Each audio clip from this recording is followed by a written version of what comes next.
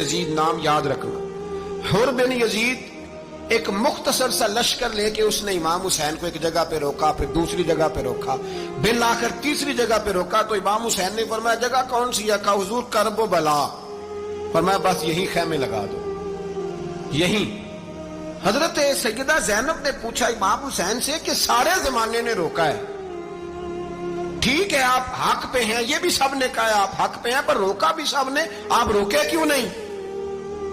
تو ابن کثیر اور ابن اسیر لکھتے ہیں کہ امام حسین رو پڑے، کہنے لگے بہن میں رک جاتا پر میں نے رات کو نانا مصطفیٰ کو خواب میں دیکھا ہے۔ تو حضور نے فرمایا حسین اگر آج یہ رواج پڑ گیا نا یزید جیسے لوگوں کا تو قیامت تک پڑا رہے گا، پھر لوگ کہیں گے کوئی نکلا نہیں تھا تو ہمیں بھی نکلنا، پھر لوگ ظالموں کے سامنے گردنیں جھکانے کے عادی ہو جائیں۔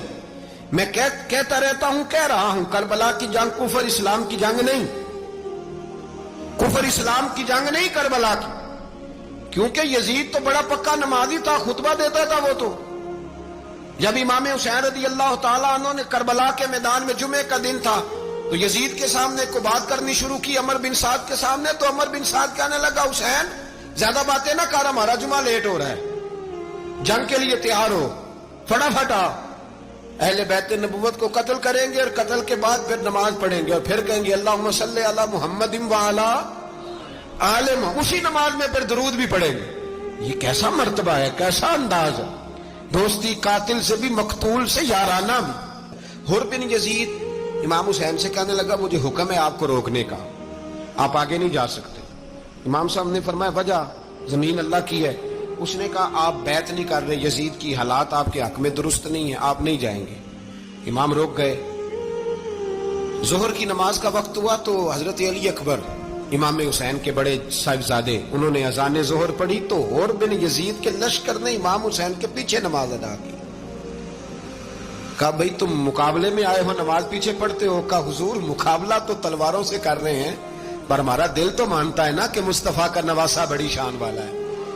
حر بن یزید نے 3 نمازیں لشکر سمیت امام حسین کے پیچھے پڑھی ہیں، 3 نمازیں، ظہر اثر اور مغرب۔ پھر امام حسین کے سامنے شرائط پیش کی کہ آپ کو یہاں گھیر لیا گیا ہے، یہاں آپ بیعت کریں گے، یہاں آپ جنگ کریں گے، 2 ہی باتیں۔